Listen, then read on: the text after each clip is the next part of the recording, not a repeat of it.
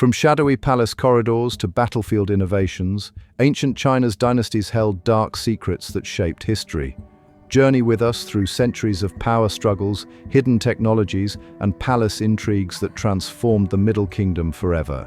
Let's dive into one of the most dramatic power grabs in ancient history, the rise of the Qin dynasty. Picture this, it's 3rd century BCE China, and the country is divided into 7 warring states, each fighting for supremacy. But one state, Qin, had a particularly aggressive game plan. Under the leadership of King Ying-zheng, who would later become Emperor Qin Shi Huang, they weren't just fighting, they were revolutionizing warfare itself. The Qin military was like nothing anyone had seen before. They introduced crossbows that could pierce armor at incredible distances, standardized weapons that could be mass-produced, and created the first professional standing army in Chinese history. But here's where it gets really interesting. Their success wasn't just about military might. The Qin implemented a ruthless meritocracy system, where your birth status meant nothing compared to your ability to get results. They rewarded farmers who exceeded grain quotas and promoted generals based on their battlefield victories, not their family connections. This was revolutionary for its time, but it came at a terrible human cost. The Qin were absolutely brutal to their enemies. They were known for burying defeated soldiers alive and keeping detailed records of how many heads they collected after each battle. We're talking hundreds of thousands. King Ying-zheng's chief advisor, Li Si, developed a political philosophy called legalism, which basically said that harsh punishment and strict laws were the only way to maintain order. Think of it as ancient China's version of tough love, except with way more emphasis on the tough than the love. They even standardized everything from writing systems to cart axle lengths, which might sound boring, but it was actually genius. It meant they could move military supplies across their entire territory without having to switch carts. By 221 BCE, through this combination of innovation, ruthless efficiency, and sheer brutality, the Qin had done what seemed impossible. They unified China under one rule for the first time in history. But remember that old saying about living by the sword? Well, the Qin dynasty's harsh methods worked great for conquering, but trying to run a peaceful empire the same way, that's where things got complicated, but that's a story for another segment. Now, let's pull back the silk curtains of imperial politics and explore one of ancient China's most fascinating power dynamics, the incredible influence of palace eunuchs. These weren't just servants, they were master players in a complex game of political chess. Think about it. Who else had unlimited access to the emperor's private chambers, handled his personal correspondence, and knew all his secrets? The eunuch system started as a practical solution. The emperor needed trusted servants who couldn't create their own dynasties. But over time, these court officials turned their physical limitation into an extraordinary advantage. Take the Eastern Han dynasty's most powerful eunuch, Chao Teng. Despite his humble beginnings, he managed to control imperial appointments, military decisions, and even adopt a son who would later become a warlord. The eunuchs were masters of information warfare long before that term existed. They controlled what news reached the emperor's ears, manipulated court documents, and built extensive spy networks throughout the palace. During the Tang dynasty, they even established their own military command. But here's where it gets really interesting. They also became China's first venture capitalists. Many eunuchs used their position to monopolize trade routes, invest in businesses, and amass incredible fortunes. The eunuch Wei Zhongxian became so wealthy and powerful during the Ming dynasty that he had temples built in his honor while he was still alive.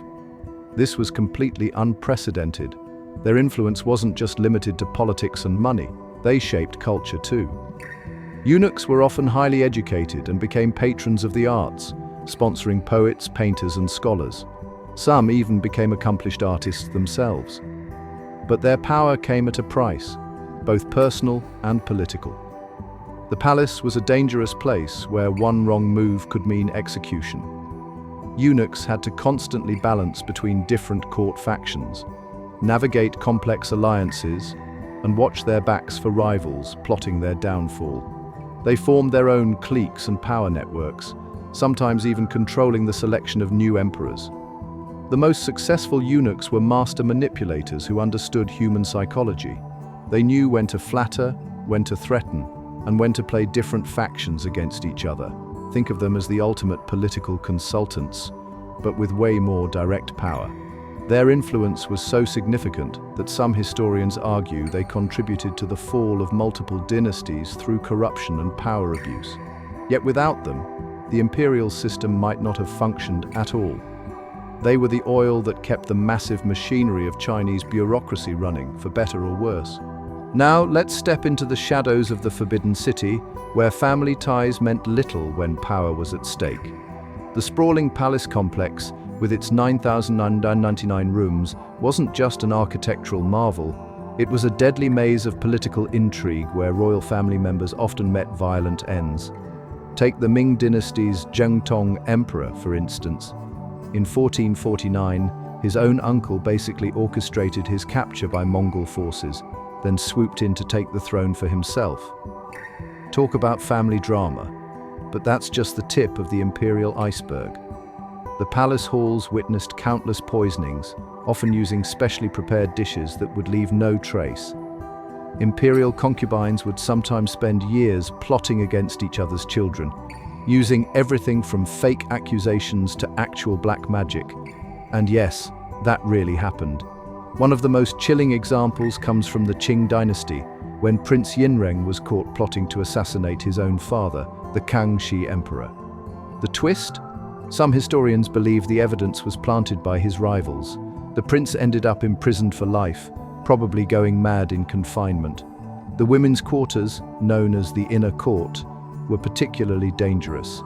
Imagine hundreds of concubines competing for the emperor's attention, knowing that their children's future and their own survival depended on gaining favor.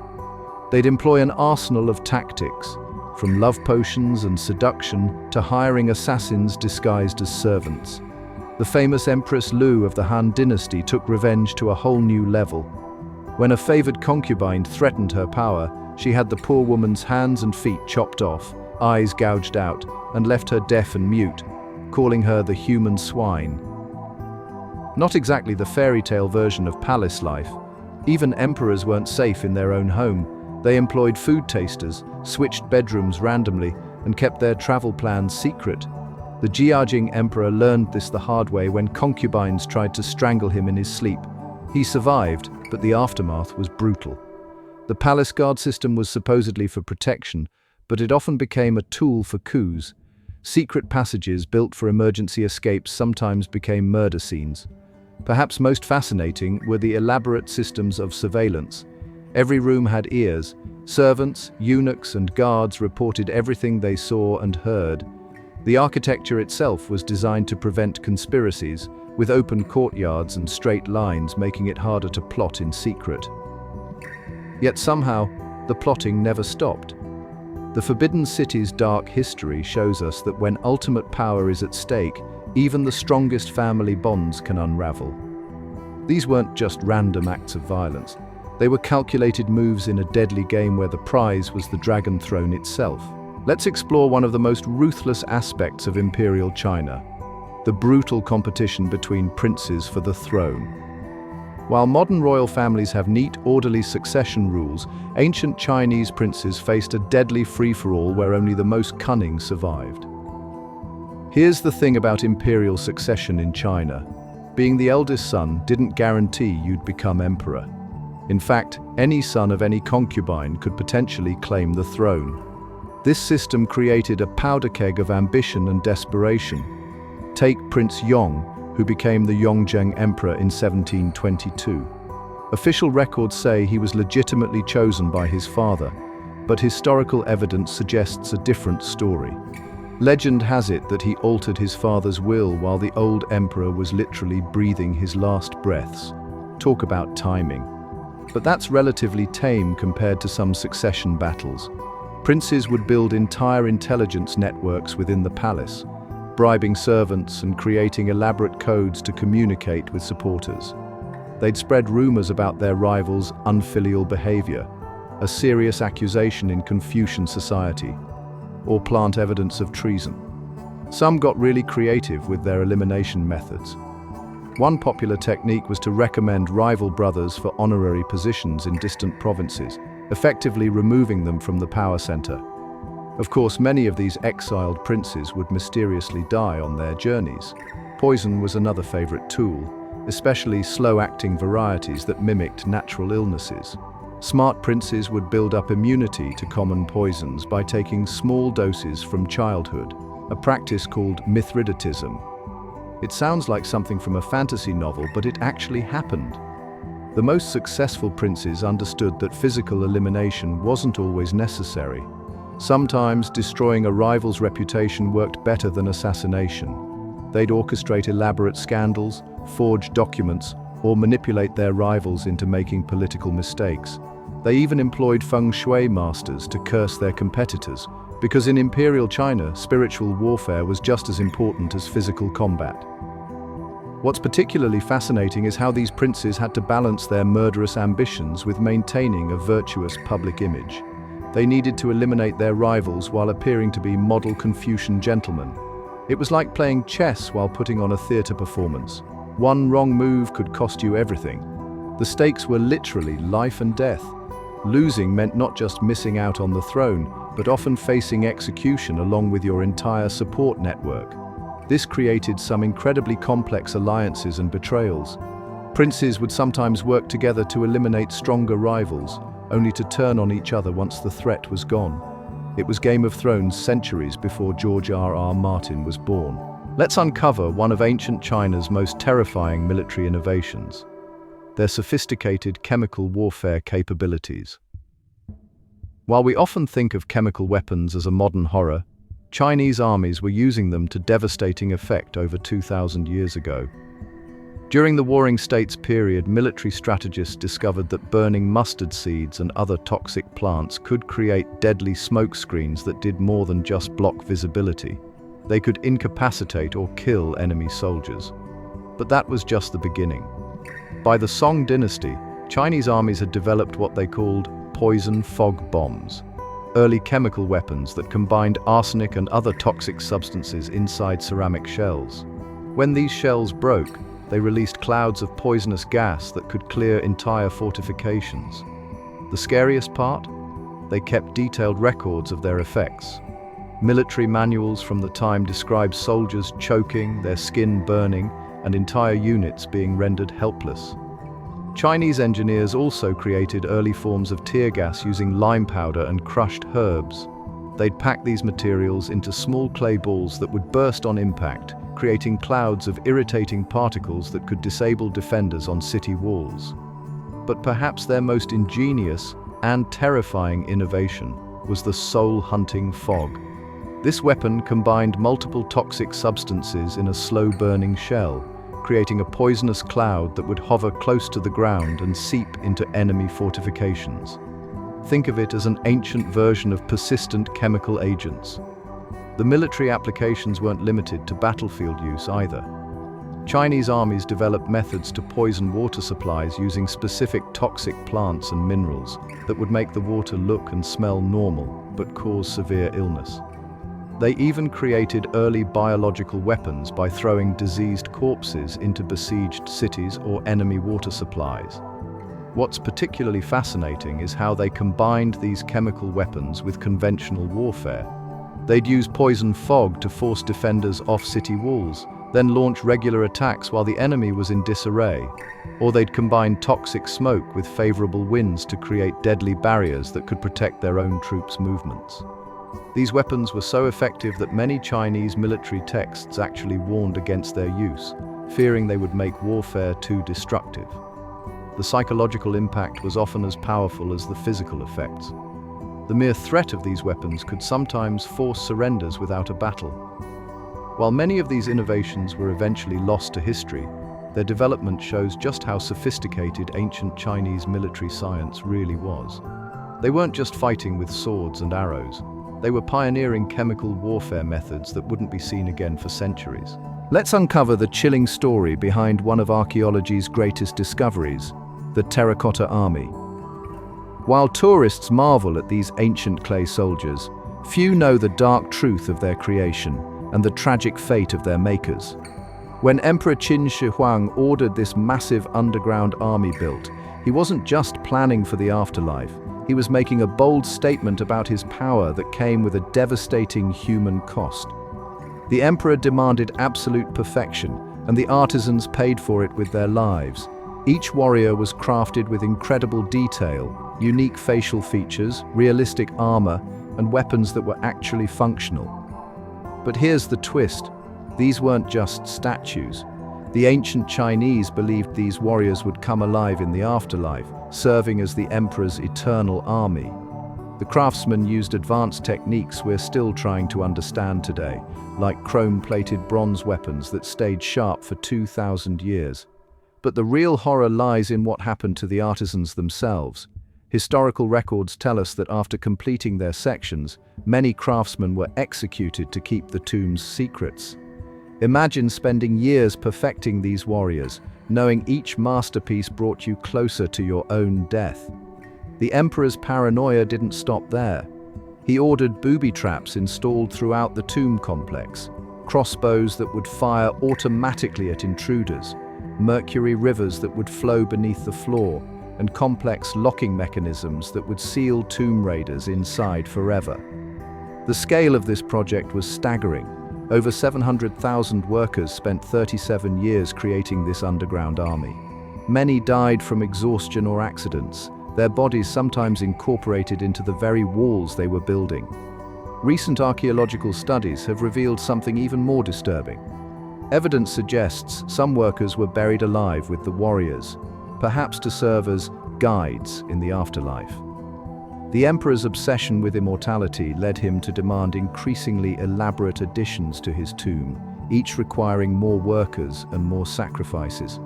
Even the warriors' arrangement tells a dark story. They're positioned in battle formation, ready to fight for their emperor for eternity. Each soldier carries real weapons, and recent tests show these weapons could actually kill. It's a testament to both ancient Chinese engineering and the emperor's ruthless pursuit of power beyond death. The tragic irony? This army, built to protect the emperor in the afterlife, now stands as a monument to the thousands who died creating it. Their craftsmanship lives on, but their stories remain buried in the shadow of the emperor they served. Let's explore some of ancient China's most fascinating lost technologies, innovations so advanced they seem almost mythical today. Picture Chinese engineers 2,000 years ago creating automatic crossbows that could fire multiple arrows in seconds, like ancient machine guns. The repeating crossbow, or chuko nu, could launch 10 arrows in 15 seconds, a rate of fire that wouldn't be matched until the invention of modern firearms. But here's the truly mind-blowing part. We've lost the exact details of how they made them so efficient. The ancient Chinese also developed a mysterious substance called Greek fire that could burn on water. Imagine naval battles where they'd spray this liquid flame onto enemy ships, and no amount of water could extinguish it. The formula was so closely guarded that it's been lost to history. They even created magic mirrors, bronze mirrors that could project intricate patterns when light hit them.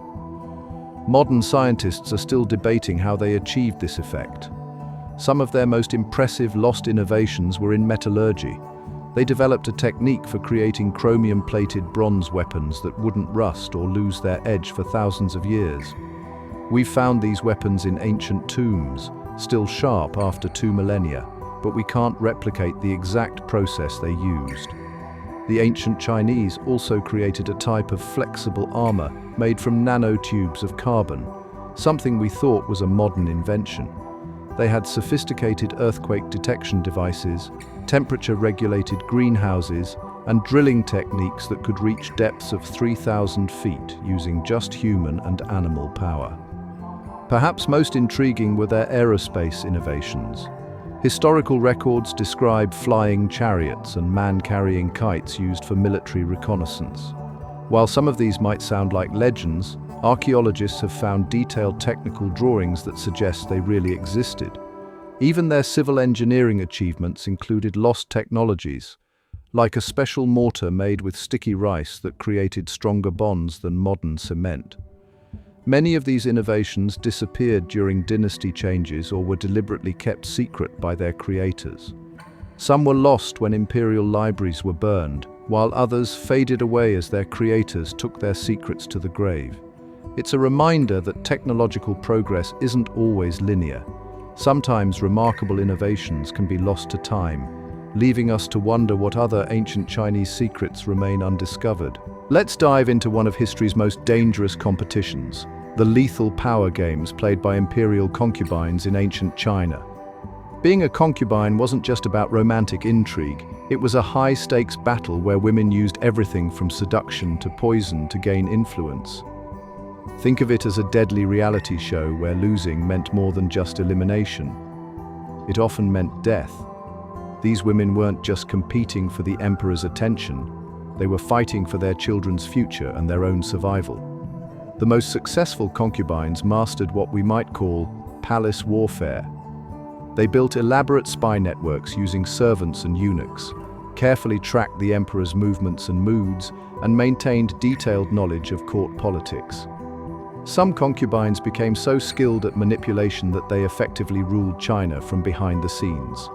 Take Wu Zetian, who started as a concubine and eventually became China's only female emperor. She began by eliminating her rivals through a combination of false accusations, carefully planted evidence, and yes, the occasional poisoned cup of tea. The concubines developed incredibly sophisticated methods of assassination. They'd use slow-acting poisons that mimicked natural illnesses, specially treated hairpins that could deliver a fatal scratch, and even poisoned incense that would slowly weaken their targets over months. But physical elimination was just one tool in their arsenal. The really clever ones excelled at character assassination, spreading rumors, forging documents, and manipulating court gossip to destroy their rivals' reputations. They understood that in Imperial China, losing face could be as fatal as losing your life. What's fascinating is how these women turned their supposed limitations into advantages. Restricted to the inner palace, they created complex communication systems using everything from coded messages in embroidery to secret signals in flower arrangements.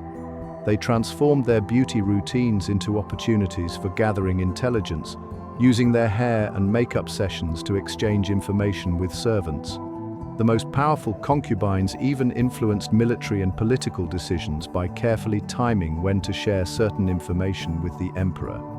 They knew exactly when he was most receptive to suggestions and how to frame their ideas to seem like his own. These women were basically running sophisticated political campaigns centuries before modern politics existed. But here's the twist. While they were fighting each other, they also had to maintain an image of elegant refinement. They needed to appear cultured and virtuous while secretly orchestrating their rivals' downfall. It was an exhausting performance that never ended because one wrong move could turn you from power player to victim overnight. Let's explore how some of China's mightiest dynasties crumbled from within, brought down by a toxic mix of corruption and shadowy organizations. While foreign invasions often get the spotlight, it was usually internal rot that really spelled doom for these empires. Take the mighty Han Dynasty. On the surface, it looked invincible, but underneath, a web of corruption was slowly eating away at its foundations. Court officials were selling government positions to the highest bidders. Tax collectors were pocketing imperial revenues, and local governors were basically running their own private kingdoms. But here's where it gets really interesting. Secret societies saw these cracks in the system and exploited them brilliantly. The Yellow Turbans, for instance, started as a healing cult, but transformed into a massive rebellion that helped bring down the Han. They built an underground network of supporters right under the government's nose, using traditional medicine as a cover for recruiting dissidents. The same pattern played out in the Ming dynasty's fall. While everyone was worried about Manchu tribes at the borders, it was actually corrupt eunuchs and their secret networks that did the real damage. These palace servants had built such powerful financial empires that they were basically running a shadow government. They controlled everything from the salt trade to military appointments, and they weren't shy about taking bribes. Meanwhile, secret societies like the White Lotus were spreading anti-government messages through seemingly innocent religious teachings. They created elaborate codes and signals to communicate using ordinary things like tea ceremonies and folk songs to pass messages. The government's response to these threats usually made things worse. Heavy-handed crackdowns pushed more people into joining these secret groups, while attempts to root out corruption often just drove it deeper underground. What's fascinating is how these secret societies operated like ancient spy networks, with multiple layers of membership and sophisticated communication systems. They used everything from coded hand signals to hidden messages in artwork to coordinate their activities. Some even infiltrated the Imperial examination system, placing their members in key government positions. By the time most dynasties realized the true extent of these threats, it was usually too late. The combination of institutional corruption and organized resistance had already sealed their fate. The real lesson here is that even the most powerful empires can fall apart when they rot from within. Thanks for exploring these fascinating dark chapters of ancient China with us. From palace intrigue to forgotten weapons, there's always more to uncover. Don't forget to like, subscribe, and share to join us on future historical journeys.